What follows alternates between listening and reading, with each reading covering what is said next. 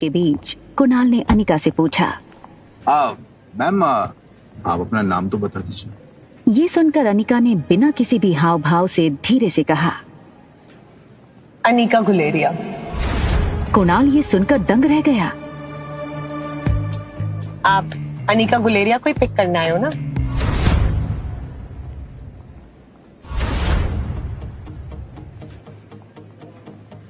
अरे वो उस मोटी को तो मैं टैक्सी में भेज दूंगा।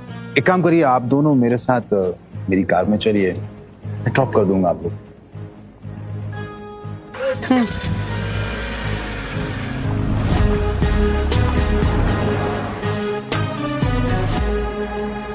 फटाफट इस टैक्सी के पीछे जाकर मैडम का पीछा कर, जाकर के देख मैडम किस होटल में रुकी। ध्यान रहे, हाँ? कोई भी तुझ पे शक ना करे। चल भाग, फटाफट भाग।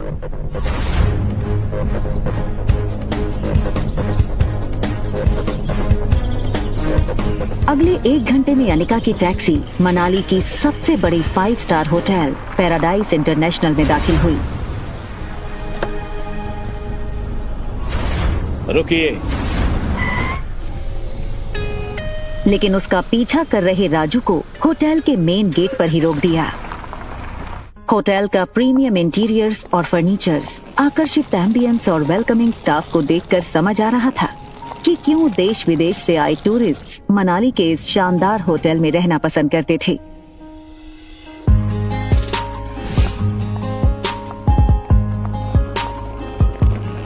फ्लोर पे 2 ही रूम्स हैं। जी मैम, इस टॉप फ्लोर पे सिर्फ 2 ही लग्जरी अपार्टमेंट्स हैं।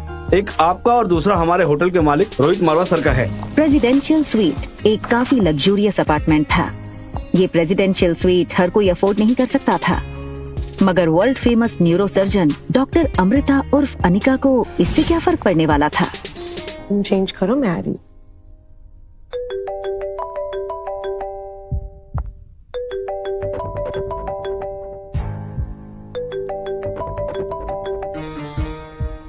Hello Anika, what kind of behaviour is this? Kunal 2 घंटों से एयरपोर्ट पर तुम्हारा इंतजार करता रहा, तुम उसके साथ आई क्यों नहीं? कहाँ हो तुम? आ रही हूँ मैं। अनिका और उसके पिता गौतम के रिश्तों में दरार की वजह गौतम खुद था। 6 साल पहले गौतम ने अनिका से मुंह फेर लिया था और उसकी बेटी रिया को अपनाने से मना कर दिया था। इन 6 सालों में गौतम ने कभी भी अनिका को याद नहीं किया और आज उससे डिवोर्स पेपर साइन करने के लिए बार बार कॉल किए जा रहे हैं। लेकिन डिवोर्स पेपर के साथ साथ गौतम अनिका से कुछ और भी चाहता था। लेकिन क्या? तभी अनिका के फोन पर उसकी असिस्टेंट राजलक्ष्मी का फोन आया। हेलो मैडम, आशा करती हूँ आपकी फ्लाइट सेफ और कंफर्टेबल रही होगी और आपकी नींद भी पूरी हुई होगी। अब ये बताओ, एक्टिंग करने के लिए फोन किया या कोई नई बात बताने के लिए? अरे फिर से वो बिजनेस टाइकून रोहित मारवा का मेल आया था। वो अपनी दादी माँ का इलाज देश की सबसे बड़े न्यूरो सर्जन डॉक्टर अमृता यानी आपसे करवाना चाहता है। इस वक्त वो मनाली में ही है, आप भी मनाली में हैं, तो मैंने सोचा क्या मैं अपॉइंटमेंट फिक्स कर दूं? नहीं नहीं, बिल्कुल नहीं। ये बड़े लोग अपने बड़े बुजुर्गों की चिंता का सिर्फ ढोंग करते हैं। इनका असली मकसद ना कुछ और ही होता है। बड़े बुजुर्गों की प्रॉपर्टी, उनका बिजनेस और पता नहीं क्या क्या। हमें इनसे दूरी रहना चाहिए। Okay, as you wish. वैसे एक बात बता दूं, मैंने सुना है कि रोहित मारवा की पर्सनालिटी काफी डैशिंग है। टॉल, डार्क, हैंडसम और इतनी कम उम्र में इतना बड़ा बिजनेस टाइकून। और अगर लाइफ में थोड़ा रोमांस आ ही जाता है तो इसमें क्या नुकसान है? रोहित का फोटो भेजो। अगर ऐसा ही है तो एक काम करो, तुम ही उसे डॉक्टर अमृता बनकर मिल लो। कि डॉक्टर अमृता के चेहरे को यहाँ कोई नहीं जानता। यहाँ मैं सिर्फ अनिका गुलेरिया हूँ। ठीक है, रोहित की फोटो भेजूंगी, एक बार देख लेना। अनिका हंसते हुए फोन काट देती है, लेकिन इसके पहले कि अनिका लिफ्ट के अंदर जा पाती, तभी अनिका को लगा जैसे मानो उसके पीछे कोई खड़ा हो। अनिका ने जैसे ही पीछे मुड़कर देखा तो वो हैरान हो गई। पीछे रिया खड़ी थी। उसका चेहरा कुछ उखड़ा हुआ था और वो बस अनिका को एक टक देखे जा रही थी। अनिका को लगा कि रिया नींद से अचानक उठकर उसने अनिका को पास नहीं देखा होगा, इसलिए ऐसे खड़ी हो गई होगी। मम्मा जल्दी वापस आ जाएगी और आते हुए ना आपकी फेवरेट चॉकलेट आइसक्रीम ले आएगी, ठीक है? आप जाओ कमरे में और आराम करो या अपनी फेवरेट वीडियो गेम खेल लो, ठीक है?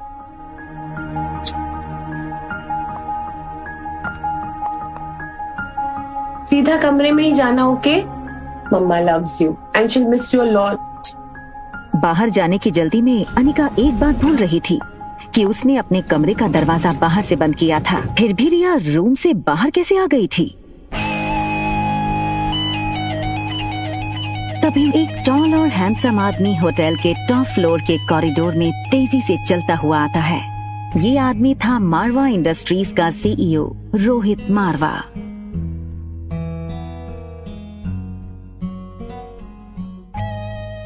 बेटा तुमसे कितनी बार कहा है कि बिना बताए रूम से बाहर मत निकला। मेरी बात सुनते क्यों नहीं आ रही? जिस लड़की को रिया समझकर कुछ ही पल पहले अनिका ने बात की थी, वो बच्चा रिया नहीं बल्कि आर्यन था। रोहित मारवा का इकलौता बेटा आर्यन, मारवा इंडस्ट्रीज का इकलौता वारिस। और इन सब में सबसे मजेदार बात ये थी कि रोहित का बेटा आर्यन और अनिका की बेटी रिया दोनों की शक्लें एक दूसरे से हूबहू मिलती जुलती थीं। और रिया अभी भी अनिका के कमरे में सो रही थी। तुम्हारा ध्यान कहाँ है आर्यन? मैं तुमसे बात कर रहा हूँ, चलो अंदर। मुझे चॉकलेट आइसक्रीम चाहिए। ये सुनकर रोहित थोड़ा हैरान हो गया। हमेशा गुमसुम और गुपचुप रहने वाला आर्यन का बर्ताव आज रोहित को कुछ अजीब लग रहा था। आर्यन के गाल पर लिपस्टिक का निशान देखकर रोहित हैरान हो गया।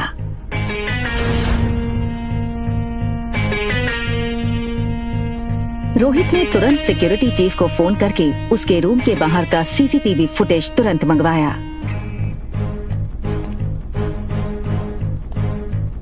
फुटेज में रोहित ने जो देखा वो देखकर वो दंग हो गया। आर्यन एक ऐसा बच्चा था जो किसी अजनबी से तो दूर बल्कि रिश्तेदारों से भी ज्यादा बात नहीं करता था। ना ही उसके पापा के अलावा किसी के साथ मिक्स होता था। लेकिन सीसीटीवी में आर्यन ने एक बिल्कुल अजनबी औरत को अपने पास आने दिया, यहाँ तक कि उसे किस भी करने दिया। ये बात रोहित को बड़ी अजीब लगी। दूसरी तरफ अनिका गुलेरिया हाउस पहुँच गई थी। गुलेरिया हाउस उसका अपना घर। कामिनी यानी अनिका की सौतेली छोटी बहन, उसी के बर्थडे की पार्टी चल रही थी।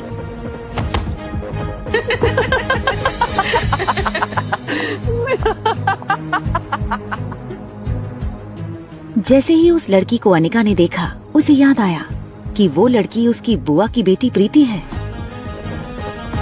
अगले साल मिस हिमाचल बनोगी और उसके बाद मिस इंडिया। क्या तुम अभी भी कहोगी कि तुम्हारी अनिका दीदी मुझसे ज्यादा खूबसूरत है? हाँ, अनिका दी सबसे ज्यादा सुंदर है।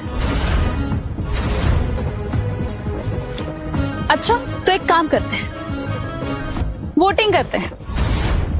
तो आप लोग वोट करोगे इस मोटी और मुझ में ज्यादा खूबसूरत कौन है, ठीक है? ये बात कहकर कामिनी ने अपने एक दोस्त से सिगरेट जलाने का लाइटर लिया और उससे अनिका की फोटो जला दी।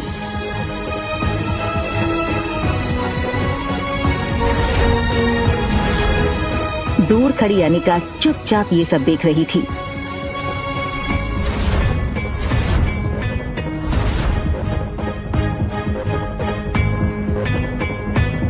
सो गाइस, आप वोटिंग के साथ तैयार हैं? तो बताओ मुझे कितने वोट? कामिनी, कामिनी, कामिनी, कामिनी, कामिनी, कामिनी, कामिनी, कामिनी। बेचारी प्रीति, सारे वोट्स तो मुझे ही मिल गए और तुम हार गई।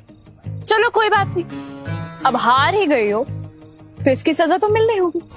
तो तुम्हारी सजा ये है कि तुम्हारी इस खूबसूरत मोटी दीदी की फोटो तो मैंने इस जूस के ग्लास में डाल दी, तो बस तुम्हें अब इसे पीना है। चलो। दिन ना की अनिका को बचपन में छोटी बुआ से ही माँ का प्यार मिला था और प्रीति मानो अनिका की कजन नहीं बल्कि सगी छोटी बहन हो। अनिका दी, हाँ?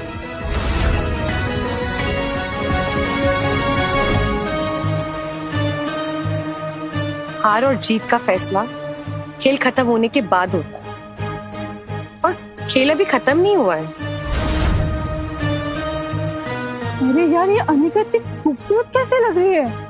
हाँ यार, किसी फिल्म की हीरोइन जैसे लगने लगी है। Oh my God, she looks so sexy. जीत किसकी हुई है ये तो पक्का हो गया है। तो अब जो सजा तय करी थी वो पूरी कर ली जाए। चलो पी लो।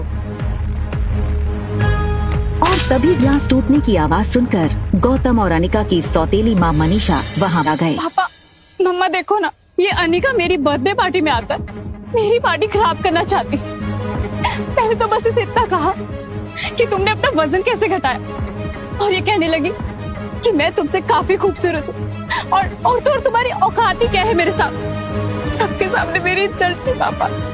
बस करो अनिका, बहुत तमाशा हो गया। एक डिवोर्स पेपर पे साइन करने के लिए और कितना नाटक करोगी तुम। हमारे साथ अंदर आओ, तुमसे कुछ जरूरी बात करनी है।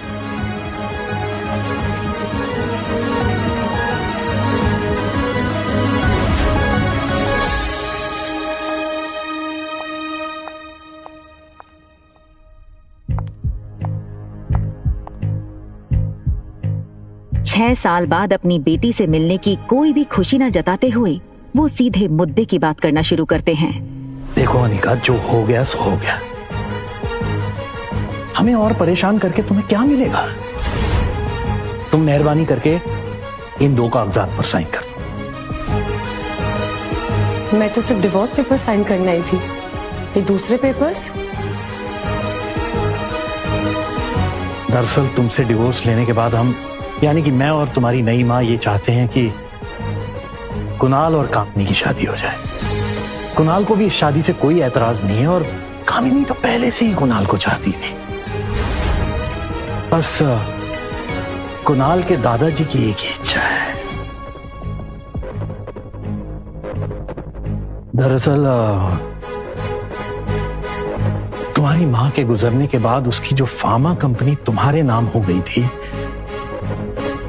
वो कंपनी तुम अपनी छोटी बहन कामिनी को शादी में तोहफे में दे दो। मैंने सारे कागजात तैयार करवा दिए हैं, बस तुम इन पे सिग्नेचर कर दो।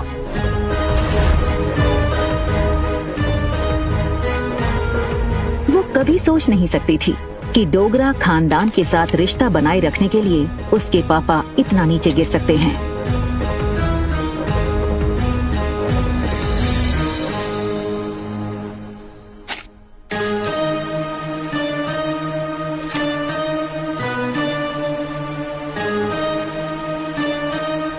अपना कहलाने को इस दुनिया में इस कंपनी के अलावा मेरे पास कुछ नहीं है। माफ कर दीजिएगा, लेकिन ये कंपनी मैं आपको नहीं दे सकती। क्यों हमें बर्बाद करने पर तुली आने का?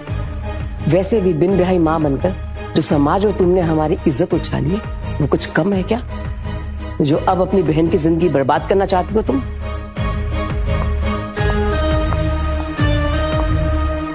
तुम्हें क्या लगता है कि अगर तुम कंपनी मेरे नाम नहीं करोगी तो कुणाल मुझसे शादी नहीं करेगा? वह है मैं तुम्हारा।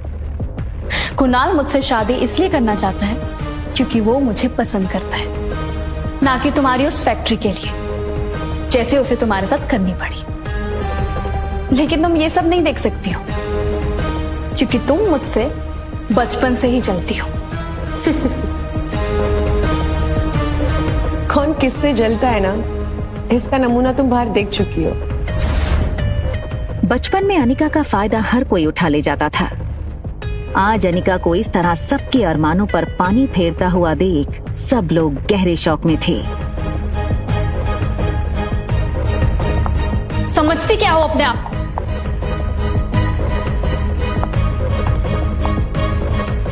वजन घटाया है तो जुबान लड़ाना भी सीख गई हो क्या? चाहे कुछ भी कह लो, मैं कल भी तुमसे ज्यादा खूबसूरत थी और हमेशा तुमसे ज्यादा खूबसूरत रहूंगी। दिखने में भी आगे और पढ़ने में भी आगे। कुछ ही सालों में मैं डॉक्टर बन जाऊंगी। मुझ जैसी लड़की को छोड़कर कुणाल तुम्हारे पास कभी वापस आ ही नहीं सकता। ठीक है, फिर एक और शर्त लगा ले।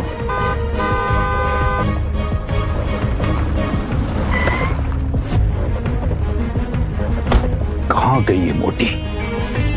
2 घंटा इसने मुझे एयरपोर्ट